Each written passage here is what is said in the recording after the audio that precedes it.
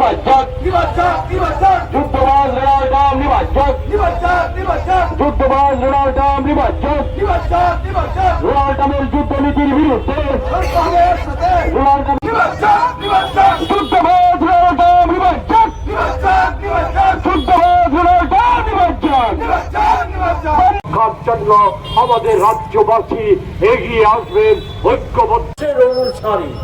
আজকে আমরা এই কারণে যদি কোন রকম শান্তি বিঘ্ন হয় আমাদের তরফ থেকে না হোক, দেশে আজকাল এটা প্রচলিত হয়ে গেছে যে কোনো মাধ্যম থেকে যে কোনো ভাবে কংগ্রেসকে জনসমক্ষে হেয় প্রতিপন্ন করার জন্য যে কোনো ধরনের ষড়যন্ত্র হতে পারে, এগুলি হয়ে চলছে। ফলে এই সুযোগ যাতে না পায় তার জন্য আমরা আজকের এই যে পুর নিগমে গণ ডেপুটেশনের কর্মসূচি স্থগিত করেছি। কিন্তু আপনারা শুরুতেই শুনেছেন এবং সকলেই অবগত হয়ে গেছে পৃথিবীতে এই সময় একটা ভয়ঙ্কর বর্বর দানবীয় যুদ্ধের নামে একটা এমন কিছু বিষয় সংঘটিত হয়েছে যা বিশ্ববাসী মাত্রই উদ্বিগ্ন এবং আমরা ভারতবাসী বিশেষ করে আমরা গভীরভাবে উদ্বিগ্ন। কেননা এই ক্ষেত্রে আমরা লক্ষ্য করছি বিগত প্রায় 1 দশকের বেশি সময় যাবৎ আমরা যেমন দেখে আসছিলাম আমাদের দেশের সরকার এবং প্রধানত আমাদের দেশের প্রধানমন্ত্রী আমাদের পূর্বতন স্বাধীন দেশের সরকারগুলির যে নীতি এবং প্রধানমন্ত্রীদের যে ধরনের দৃঢ়তা দেশের প্রশ্নে, দেশের সব স্বার্থের প্রশ্নে, দেশের মানুষের স্বার্থের প্রশ্নে, দেশের মানুষের সম্মানের প্রশ্নে, সরকারের সম্মানের প্রশ্নে সেই দৃঢ়তার অভাব নানাভাবে বারবার ফুটে উঠেছে এবং এখন তো এটা একেবারেই নগ্নভাবে প্রকাশিত হয়ে যাচ্ছে। এটা ভাবতে অবাক হয়, আমাদের লজ্জা বোধ হয়।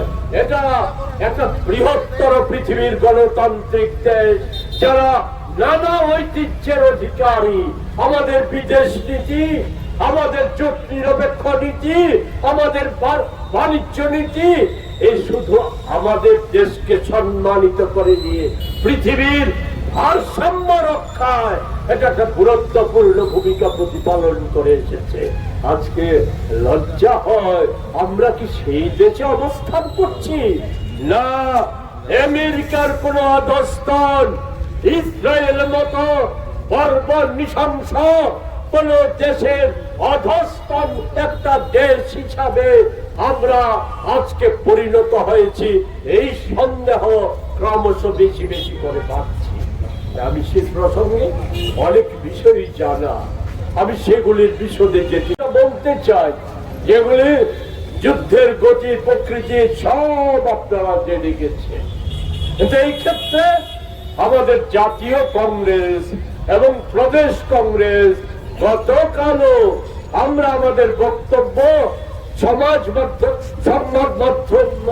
মাধ্যমের মধ্য দিয়ে রাজ্যবাসীর কাছে এবং দেশবাসীর কাছে আমরা সেটা তুলে ধরেছি। আমরা কি দেখলাম? এই যুদ্ধে বরাবরের নাই আমেরিকা এবং ইসরায়েল যুদ্ধের শুরুতে এবং যুদ্ধ পর্ব যখন চলছে সে সময় বলেছে আমরা নির্দিষ্ট লক্ষ্যবস্তুতে আক্রমণ করছি। সেই নির্দিষ্ট লক্ষ্যবস্তু কি? নির্দিষ্ট লক্ষ্যবস্তু হচ্ছে ইরানের নাকি তাদের কথায় বেআইনি পারমাণবিক অস্ত্র ভান্ডার, ইরানের বেআইনি পারমাণবিক অস্ত্র তৈরির কারখানা আর সামরিক ক্ষেত্র ঘুরিয়ে দেওয়া, এটাই নাকি আক্রমণের লক্ষ্য। তাই আমি আমাদের দেশের সরকারের যারা এই রাজ্যের প্রতিনিধি আমরা এখনো ধরে নিচ্ছি তাদের মধ্যে একটা বড় অংশ এখনো আছে মানবতা প্রেমী, তাদের মধ্যে এখনো আছে যাদের দেশপ্রেম আছে, যাদের মানুষের প্রতি ভালোবাসা আছে। তাদের কাছে প্রশ্ন, এটা কোন সামরিক ক্ষেত্র যেখানে শিশুদের স্কুল বোমা মেরে ধ্বংস করে দেওয়া হলো?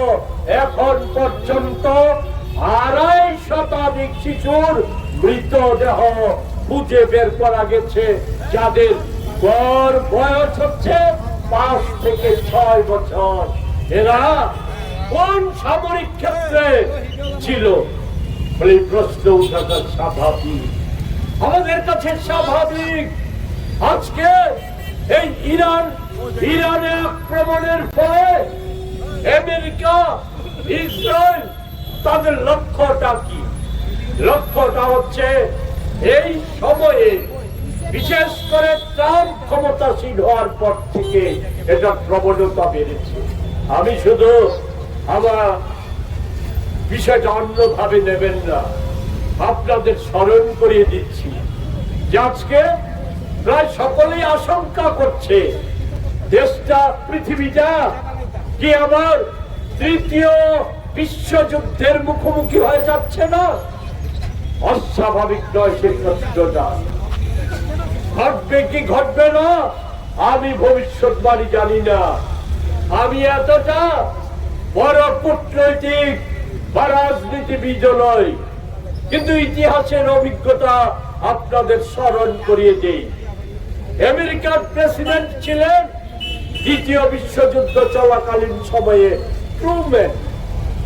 সেই সময় যখন 2য় বিশ্বযুদ্ধে 4.5 কোটি মানুষের মৃত্যুর বিনিময়ে হিটলার তার মিত্র বাহিনী পরাজিত, হিটলার আত্মহত্যা করেছে বিচারের হাত থেকে রক্ষা পাওয়ার জন্য।